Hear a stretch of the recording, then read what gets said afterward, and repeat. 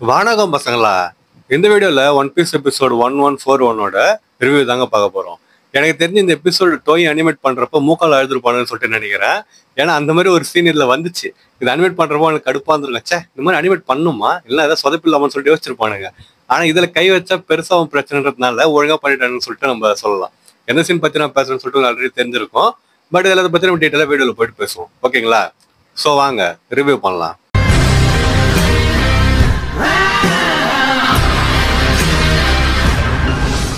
இந்த episode start பண்றதுக்கு முன்னாடி போன எபிசோட் யாராவது பார்க்கலாம் பார்த்துட்டு வந்துருங்க. லிங்க் வந்து டிஸ்கிரிப்ஷன்ல தரேன். அப்பதான் இந்த வீடியோ வந்து கரெக்டாக கண்டினியூஸாக வந்து புரியும். வேற அது மட்டும் இல்லை, அது இல்லாமல் நிறைய எபிசோட் நான் போட்டுக்கிறேன். அதான் பிளேலிஸ்ட் நான் சேவ் பண்ணி வச்சுக்கிறேன். ஸோ முடிஞ்சா அதையும் போய் செக் பண்ணி பாருங்க. இப்போ நம்ம எபிசோட் ஸ்டார்ட் பண்ணுவோமா? ஸோ எபிசோட் எங்கேருந்து ஆரம்பிக்குதுன்னு சொல்லிட்டு பார்த்தீங்கன்னா நம்ம தலைவனுங்க டோரி கிட்டையும் ப்ரோகி கிட்ட இருந்து ஆரம்பிக்குது.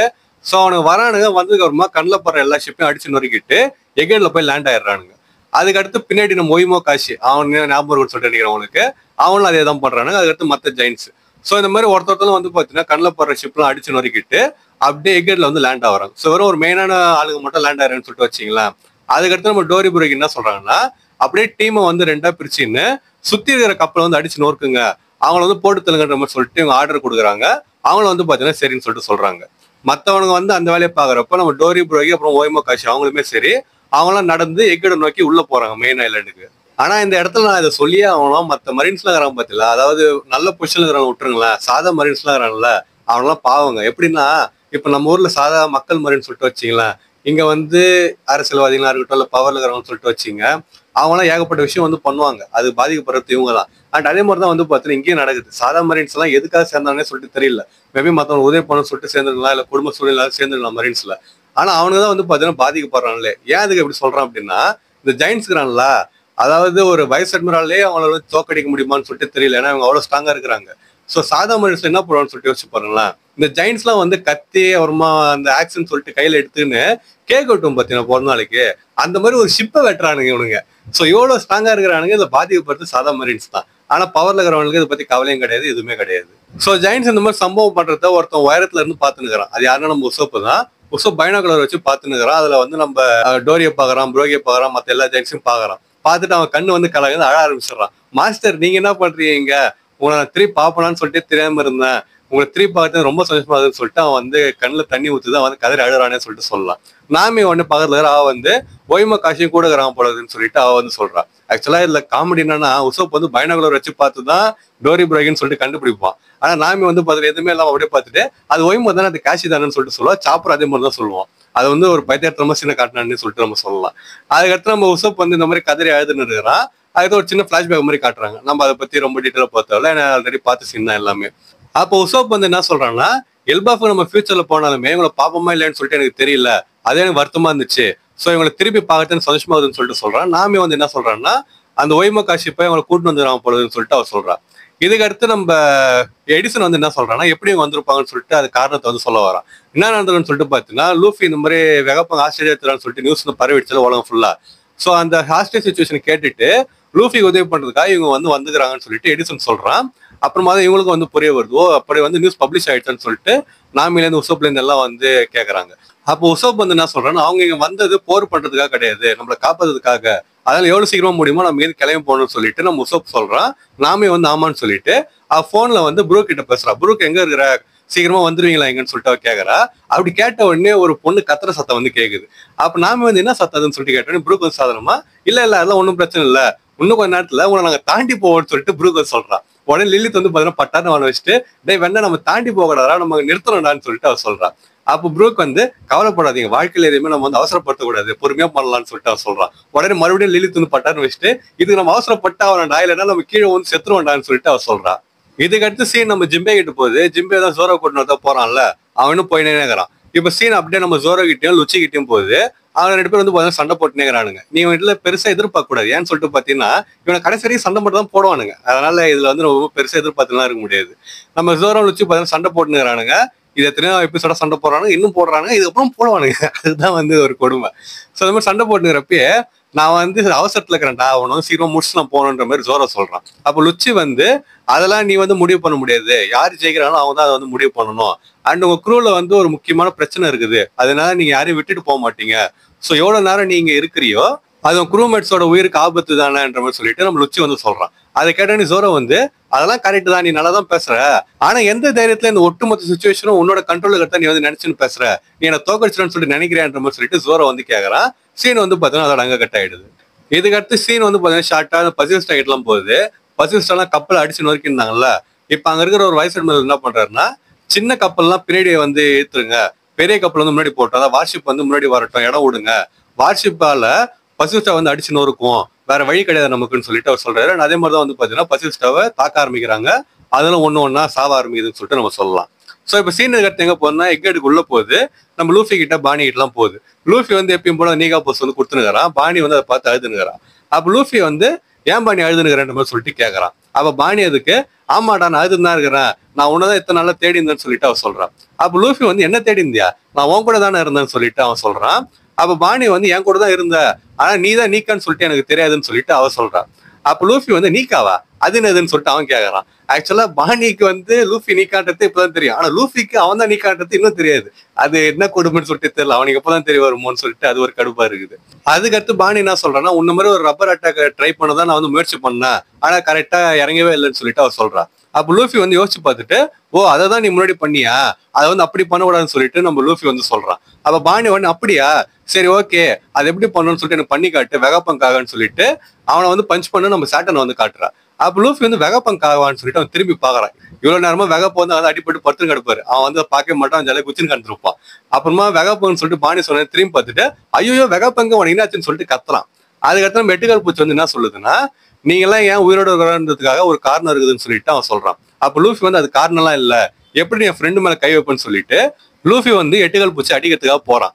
அப்படி போறப்ப லூஃபி வந்து அட்டாக்லயே ஹாக்கி ரிலீஸ் பண்றான். ஆனா அதை விட வந்து நம்ம எட்டுக்கால் பூச்சி ஒரு ஹாக்கி ரிலீஸ் பண்ணுது, லூஃபி வந்து லைட்டா டேமேஜ் பண்ணுதுன்னு சொல்லிட்டு சொல்லலாம். ஆனா வந்து அதை பெருசா எடுத்துக்காம மறுபடியும் ரெண்டு கையால வந்து கையை சுத்திக்கினே வந்துட்டு நம்ம எட்டுக்கால் பூச்சி வந்து பாத்தீங்கன்னா அடிக்கிறான். அந்த அட்டாக் பேர் வந்து கம்மு கம்மு டான் கேட்லின்னு சொல்லிட்டு ஒரு அட்டாக் வந்து லான்ச் பண்றான், மூஞ்சிலே வந்து அடிக்கிறான். இது ஆக்சுவலா பாக்கிறதுக்கு மசாஜ் பண்ற மாதிரி இருந்துச்சுங்க, கை வந்து மாத்தி மாத்தி அவர் மூஞ்சிலே வந்து பாத்தீங்கன்னா குத்துது.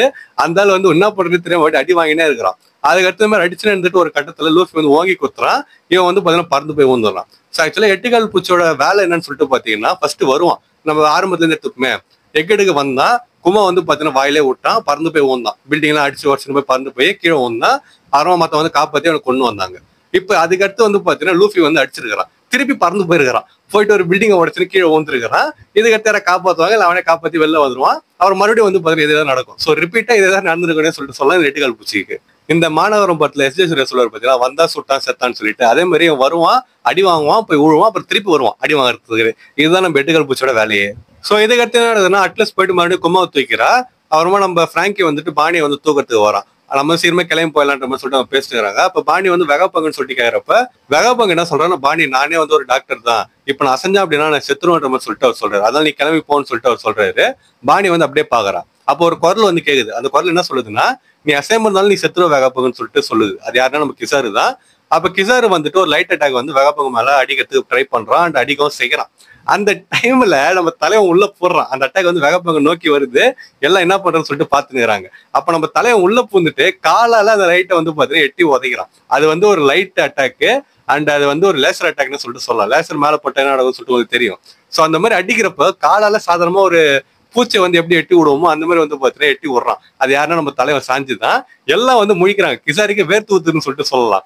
அப்ப பிராங்கி வந்து டேய் அது லேசர் என்னடா பண்றீங்கன்னு சொல்லிட்டு அவன் கேட்கறான். அது சாஞ்சி வந்து லவ்வை விட லேசர் வந்து ஸ்ட்ராங் கிடையாதுன்னு சொல்லிட்டு அவன் சொல்றான். அண்ட் அதை கேட்டு கிசாரு வந்து சப்போஸ் நீ சொன்னது உண்மையா இருந்துச்சுன்னா நமக்கு தெரிஞ்ச பிசிக்ஸே வந்து செத்து போயிடுச்சுன்னு அர்த்தம்டான்னு சொல்லிட்டு அவன் வந்து சொல்றான். சோ இந்த சீன் தான் நான் ஆரம்பத்துல சொன்னேன், இதை அனிமேட் பண்றப்ப டோய்க்கு வந்து கன்ஃபார்ம் மூக்கல அழுதுருப்பானுங்க, ஐயோ இவன் வந்து மாசா காட்டணுமான்னு சொல்லிட்டு யோசிச்சிருப்பானுங்க.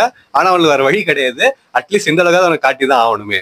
சோ இதுக்கடுத்து அட்லஸ் குமா பிராங்கிலாம் வந்து கிளம்பி போயிடுறாங்க அந்த நார்த் ஈஸ்ட் கோஸ்ட்டை நோக்கி. அப்ப நம்ம சாஞ்சியும் அதுக்கடுத்து லூஃபி மட்டும் இருக்கிறாங்க. அப்ப கிசார் வந்து என்ன சொல்றான்னா, எனக்கு தலைவலியா இருக்குது, அட்லீஸ்ட் உங்களோட தலையாவது நான் திருப்பி கொண்டுன்னு போல அப்படின்னா என் பேர் வந்து கெட்டு போடுன்ற மாதிரி சொல்லிட்டு அவன் வந்து சொல்றான். அப்ப சாஞ்சி வந்து சீனா சிகரெட் எடுத்து வாயில வச்சுக்கின்னு அதை வந்து பத்த வச்சுட்டு பேசாம ஒரு அப்பாலஜி லெட்டர் எழுதிட்டு போடான்ற மாதிரி சொல்லிட்டு அவன் வந்து சொல்லிட்டு சிரிக்கிறான். இதை பார்க்கறது நம்ம விண்டேஜ் சாந்தி மாதிரி இருந்துச்சு. எப்பயும் இந்த மாதிரி தான் வந்து பண்ணுவான், அழகா சிகரெட் வந்து வாயில வச்சுன்னு சீனா பேசுவான், மறுபடியும் வந்து பாத்தீங்கன்னா நம்ம தலைவன் அதே மாதிரி தான் பண்ணிருப்பான். சோ இப்ப சீன் வந்து பாத்தீங்கன்னா ரெண்டு பேர்கிட்ட போகுது. யாருகிட்டனா கத்ரீனா கிட்டயும் வானவர் கிட்டயும் போகுது. ஆக்சுவலா இவங்க முன்னாடியே காட்டியிருப்பாங்க, பட் நான் மொத்தமா சொல்லிடலாம்னு சொல்லிட்டு முன்னாடி சொல்ல மாட்டேன். அவங்க ரெண்டு பேரும் எக்கேடுக்கு வந்துட்டு அதுக்கடுத்து சேட்டன் இப்ப கவுந்து காட்டுற பாத்தீங்களா, அவர்கிட்டயும் வந்துடுறாங்க. வந்ததுக்கு அப்புறமா ஃபைல்டரை நான் இங்க பாப்பேன்னு சொல்லிட்டு எதிர்பார்க்கலன்ற மாதிரி சொல்லிட்டு அவங்க சொல்றாங்க. அப்ப சாட்டன் வந்து பில்டிங் குள்ள கிடக்குறாரா, அதுல இருந்து வந்து எல்லாத்தையும் தள்ளி விட்டு எந்திரிக்கிறாரு. எந்திரிச்சதுக்கு அப்புறமா இங்க என்ன பண்றீங்க நீங்கன்னு சொல்லிட்டு அவர் வந்து கேக்குறாரு. அதுக்கு கத்ரீனா எதுவுமே சொல்லாம அவரை போய் தொடுறா. தொட்டதுக்கு அப்புறமா மிஷன் வந்து கம்ப்ளீட் ஆயிடுச்சுன்னு சொல்லிட்டு அவர் சொல்றா. அதுக்கடுத்து சாட்டன் வந்து என்ன கேக்குறாருன்னா அவங்க கிட்ட, நீங்க எல்லாம் வந்து லெவல் 6 கிரிமினல், நீங்க ஒருத்தன் கீழே வேலை செய்வீங்கன்னு சொல்லிட்டு நான் எதிர்பார்க்கலன்ற மாதிரி சொல்லிட்டு அவர் சொல்றாரு. அப்ப கத்ரீனா என்ன சொல்றாருன்னா டீச் வந்து ஸ்பெஷல்னு சொல்லிட்டு சொல்றா. அப்ப அதுக்கு சாட்டன் வந்து அவனோட பிளட் லைனுமே ஸ்பெஷல் தான் சொல்லிட்டு அவர் சொல்றாரு. அது என்னன்னு சொல்லிட்டு நான் இப்ப எதுவும் சொல்ல விரும்பல, நீங்க பொறுமையா பார்த்து தெரிஞ்சுக்கோங்க. அதுக்கடுத்து நீங்க எப்பயுமே வித்தியாசமா ஏதாவது பண்ணினே இருப்பீங்க, இப்ப எதுக்காக இங்க வந்தீங்க உண்மையை சொல்லுங்கன்னு சொல்லிட்டு நம்ம சாட்டன் வந்து கேக்குறாரு. உங்களுக்கு என்னதான் வேணும்ன்ற மாதிரி சொல்லிட்டு அவர் வந்து கேக்குறாரு. அப்ப வானகர் வந்து சீனா ஒரு விஷயம் சொல்லுவான். சாட்டன் வந்து உங்களுக்கு என்ன வேணும்னு சொல்லிட்டு கேட்பார்ல, அதுக்கு அவன் வந்து இந்த உலகம் வேணும்னு சொல்லிட்டு அவன் சொல்லுவான். சாட்டன் வந்து அப்படியே பார்ப்பாரு. அதுக்கடுத்து அவன் அட்டாக் பண்ண போறப்ப வானகர் வந்து அவனோட பவர் யூஸ் பண்ணி அவனும் கத்ரீனாவும் வேற ஒரு இடத்துக்கு வந்து டெலிபோர்ட் ஆகிட்டு போயிடுவாங்க. சோ இதுக்கு அடுத்து சீன் மறுபடியும் நம்ம கத்ரீனா கிட்டையும் வானகர் கிட்டையும் போகுது. அவங்க ஐலாண்டுக்குள்ளே தான் இருப்பாங்க, பட் ரொம்ப டெலிபோர்ட் ஆகல, பக்கத்துல தான் டெலிபோர்ட் ஆயிருப்பாங்க. அப்ப ஏன்டா கப்பலுக்கு ஒண்ணு போயிருந்தாடா என்னன்னு சொல்லிட்டு அவ கேட்கறா. அதுக்கு இவன் வந்து நான் என்ன அந்த அளவுக்கு இந்த பவரை மாஸ்டர் பண்ணலன்னு சொல்லிட்டு சொல்றான். அப்ப பின்னாடி ஒருத்தன் வந்துட்டு நில்லுங்கன்னு சொல்லிட்டு சொல்றான். அது யாருன்னா நம்ம கரிப்பு தான். அப்ப இவங்க 2 பேரும் திரும்பி பாக்குறாங்க. உங்க 2 பேரும் நாங்க மீட் பண்ணணும்னு சொல்லிட்டு எதிர்பார்க்கவே இல்லை, உங்களுக்கு பார்த்தது என்னால நம்பவே முடியலன்னு சொல்லிட்டு அவன் சொல்றான். அதுக்கு அடுத்து நான் கடலுக்கு வந்ததே அவரை மாதிரி ஆகணுன்றதுக்காக தான் அப்படின்னு சொல்லிட்டு அவன் ஆழ ஆரம்பிச்சிடறான். அப்ப கத்ரீனா வந்து அவரா யாரா இந்த அவருன்னு சொல்லிட்டு அவ கேட்கறா. அது கரிபு என்ன சொல்றான்னா, நான் கடலுக்கு வந்தது பிளாக் பேர்டோட ஒரு ஆளா வந்து ஆகிறதுக்கு தான், அவர் கீழே வேலை செய்யறது தான் நான் வந்தேன்னு சொல்லிட்டு அவன் வந்து கதறி அழறான். அதுக்கு அடுத்து என்ன வந்து அவரை பார்க்கறதுக்கு கூட்டின்னு போங்க, அவரை நான் பார்க்கணும்னு சொல்லிட்டு அவன் சொல்றான். அதோட வந்து 15 எபிசோட முடிச்சிடறாங்க. ஸோ இதுக்கு அடுத்து என்ன நினைச்சு எது நினைச்சு சொல்லிட்டு வெயிட் பண்ணி அடுத்த வாரம் பார்க்க முடியாது. அடுத்த வாரம் பிரேக் எடுத்துக்கிறானுங்க. இவனுக்கு திருந்த மாட்டானுங்க போல இருக்கு. எத்தனை பிரேக் தான் எடுப்பானு சொல்லிட்டு தெரியல. ஏற்கனவே 6 மாசம் எடுத்தானுங்க. அப்புறம் ஒரு வாட்டியும் வந்து ஒரு வாரம் எடுத்தானுங்கன்னா இது அனிமேஷன் பண்றவங்க பாவம் தான், இல்லைன்னு சொல்லிட்டு சொல்ல. பட் இருந்தாலும் கரெக்டான ஃப்ளோவே இருக்க மாட்டுது. ஆக்சுவலா இப்போ நான் வந்து ஒரு போட்டோ போடுறேன், நீங்களே பாருங்களேன்.